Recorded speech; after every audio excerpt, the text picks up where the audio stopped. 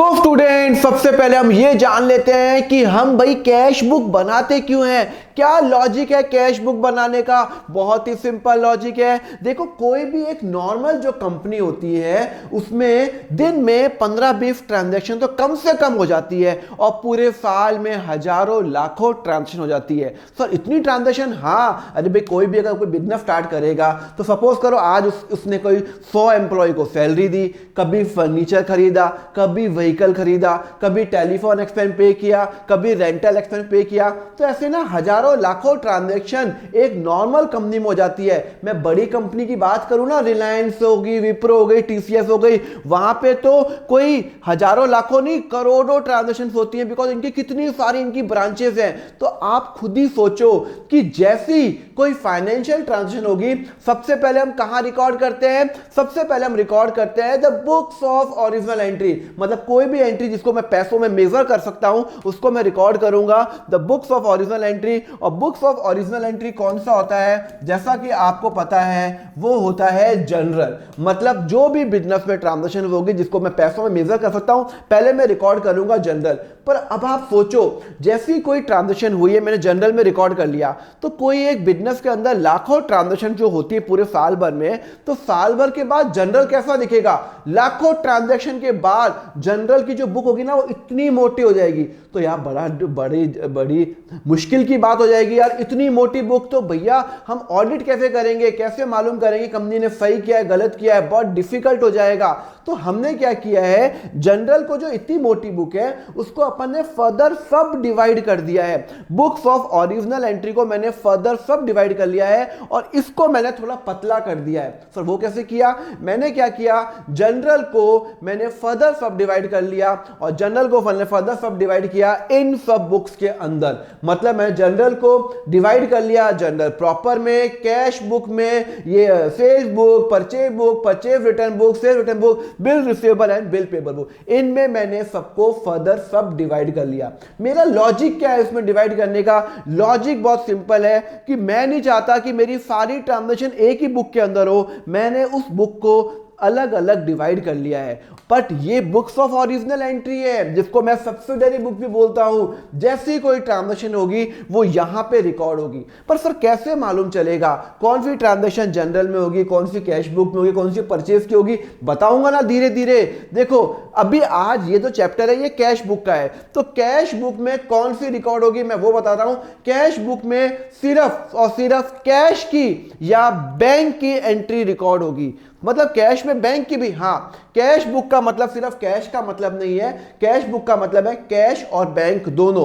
तो कोई भी अगर मेरी ट्रांजैक्शन कैश की या बैंक की ट्रांजैक्शन है वो कैश बुक में होगी। मतलब मैंने किसी को सैलरी पे की तो भैया मैंने वो कैश पे किया नहीं किया? हाँ किया, तो वो कहां रिकॉर्ड होगी? कैश में रिकॉर्ड होगी। मैंने टेलीफोन एक्सपेंस पे किया, भाई मैंने कैश में पे किया या चेक से पेमेंट किया? कैश बुक में होगी।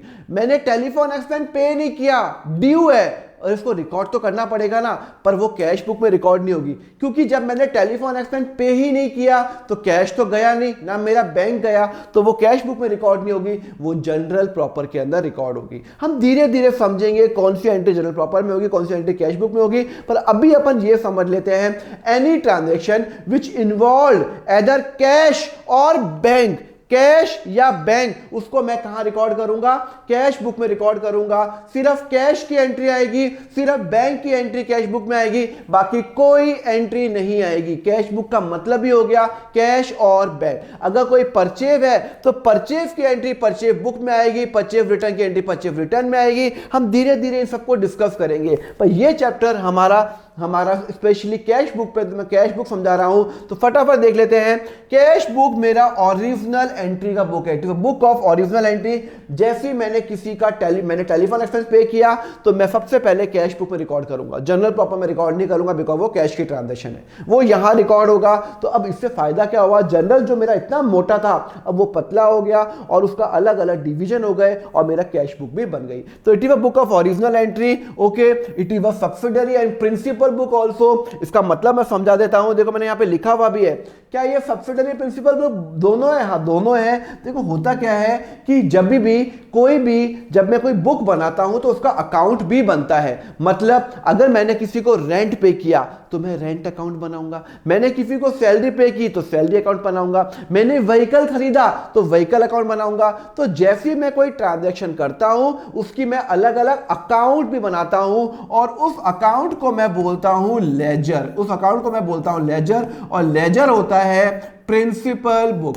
प्रिंसिपल बुक मतलब जैसी कोई ट्रांजैक्शन हुई है सबसे पहले तो मैंने ओरिजिनल बुक्स में रिकॉर्ड किया, जो कि मेरी अपनी जो कैश बुक है जनरल प्रॉपर है, और उसके बेसिस पे मैंने सारे अकाउंट बनाए। अगर मैंने रेंट पे किया तो मैंने रेंट अकाउंट बनाया, मैंने सैलरी पे की तो मैंने सैलरी अकाउंट बनाया, मैंने टेलीफोन एक्सपेंस पे किया तो मैंने टेलीफोन एक्सपेंस अकाउंट बनाया। सारे के सारे इसमें अकाउंट बनाऊंगा। क्लियर है?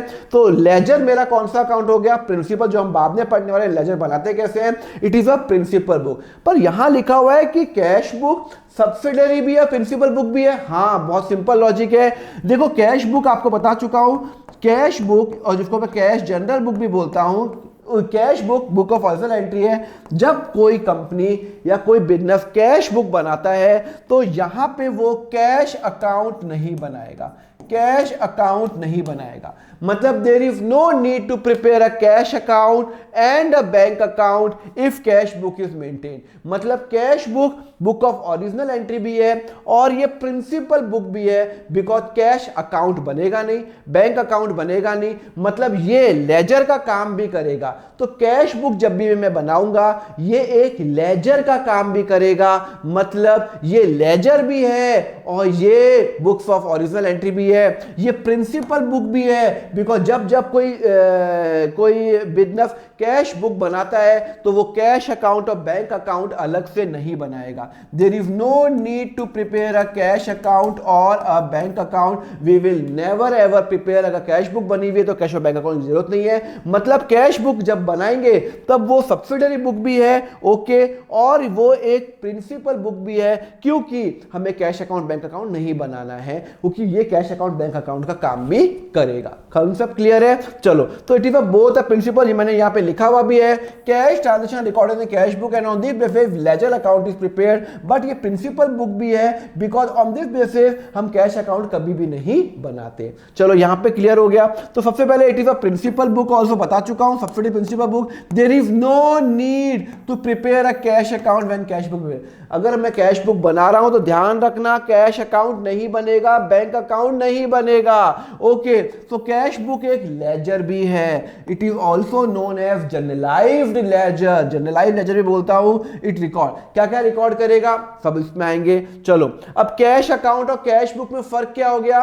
कैश अकाउंट में बता चुका हूं, जो लेजर होते हैं उनके अकाउंट बनते हैं, rent account, salary account, Ram account, Shyam account, Puja account, Neha account, सबके अकाउंट बनते हैं। तो जो अकाउंट जो होता है वो लेजर में होता है। कैश बुक एक सब्सिडरी बुक भी है एंड लेजर भी है, okay. Cash account and open and posting is done from general. अगर मैं कैश अकाउंट ओपन कर रहा हूं तो इसका मतलब है कि मैंने कैश बुक बनाई नहीं है। अगर सपोज करो कि कोई कंपनी है जिसमें ट्रांजैक्शन बहुत कम है तो वो एक ही बुक से काम चला रही है, उसने डिवाइड ही नहीं किया। ये हम डिवाइड इसलिए करते हैं जहां पे हजारों लाखों ट्रांजैक्शन होती है, तो जहां पे हम उसको फर्दर सब डिवाइड करते हैं। पर अगर कोई बिजनेस के अंदर ज्यादा ट्रांजैक्शन नहीं है, मुश्किल से साल में 50-100 ट्रांजैक्शन हैं, तो वो क्यों फर्दर सब डिवाइड करेगा, वो सबको जर्नल में रिकॉर्ड कर सकता है। तो कैश बुक क्या होता है? It is an cash account, वहां पे ओपन करूंगा, open and posting done from general. अगर मैं कैश बुक बना रहा हूं तो कैश अकाउंट और बैंक अकाउंट दोनों नहीं बनेंगे। It record both one effort of transaction cash, it record the both effort. ये अपन जब है ना कैश बुक करेंगे तब आपको इस पॉइंट का मतलब समझ में आएगा। क्लियर है? अभी आपको मतलब समझ में नहीं आएगा, मैं आपको समझा भी दूंगा ना तो भी आपको समझ में नहीं आएगा। चलो यहां तक तो क्लियर हो गया, कैश बुक सब्सिडी बुक भी है। अब हम आते हैं कैश बुक कितने टाइप की होती है। देखो कैश बुक अलग अलग टाइप की होती है। एक होती है सिंपल कैश बुक, जिसको मैं सिंगल कॉलम कैश बुक बोलता हूं। सिंगल कॉलम जिसमें सिर्फ कैश अकाउंट होता है। एक होता है डबल कॉलम जिसमें कैश और बैंक दोनों कॉलम होते हैं। एक होता है ट्रिपल कॉलम जिसमें कैश होता है, बैंक होता है और डिस्काउंट भी होता है। ओके, और एक होता है पेटी कैश बुक। ये चारों बुक्स होती हैं। एक होती है सिंपल, मतलब कैश बुक, जो अभी यहां तक समझ में आ गया। कैश बुक हम क्यों बनाते हैं? कैश बुक हम बनाते हैं, हमारी जितनी भी कैश ट्रांजैक्शन होगी वो कैश बुक में रिकॉर्ड होगी। तो अगर मैंने कैश बुक बनाई है सिर्फ जिसमें एक ही कॉलम है कैश का, बैंक का कॉलम नहीं है, तो इसको मैं बोलता हूं the single column cash book. मतलब इसमें सिर्फ और सिर्फ कैश की ट्रांजैक्शन रिकॉर्ड होगी, बैंक की ट्रांजैक्शन रिकॉर्ड नहीं होगी, ओनली कैश ट्रांजैक्शन रिकॉर्ड होगी। अच्छा, ये डबल कॉलम क्या होती है? जिसमें मैं कैश बुक में कैश की एंट्री भी करता हूं और बैंक की एंट्री भी करता हूं, तो इसको मैं बोलता हूं द डबल एंट्री सिस्टम, मतलब ये अपना डबल कॉलम बुक। ओके, ये ट्रिपल कॉलम क्या होता है? अभी आपको धीरे जहां पे कैश भी आएगा, बैंक बुक भी आएगा और डिस्काउंट भी आएगा। धीरे आगे बढ़ेंगे, सब डिस्कस करेंगे। एंड फोर्थ है ये पेटी कैश बुक। इस पे मेरा पूरा का एक सीरीज है, इसी लेक्चर में आपको सब कुछ मैं आपको बताऊंगा। क्लियर है? हेलो स्टूडेंट, बहुत बच्चों की डिमांड आती है कि सर हमें आपसे सीए फाउंडेशन का अकाउंट्स पढ़ना है। तो आपके लिए गुड न्यूज, मेरा सीए फाउंडेशन का बैच चल रहा है। अभी तो वो बैच फुल हो गया, नेक्स्ट बैच बहुत जल्दी स्टार्ट होने वाला है। अगर आपको वो ज्वाइन करना है, नॉर्मली उस बैच में मेरी वेट लिस्ट रहती है, तो आप नीचे गूगल फॉर्म का लिंक है नीचे डिस्क्रिप्शन पे, उसको भरिए। जैसे आप गूगल फॉर्म का लिंक भरेंगे, जैसे मेरा नेक्स्ट बैच ओपन होगा, मेरी टीम आपको कॉल या व्हाट्सएप करेगी। सो फटाफट वो गूगल फॉर्म का लिंक भर दीजिए अगर आप अकाउंट्स में इंटरेस्टेड है सीए फाउंडेशन का। Thank you.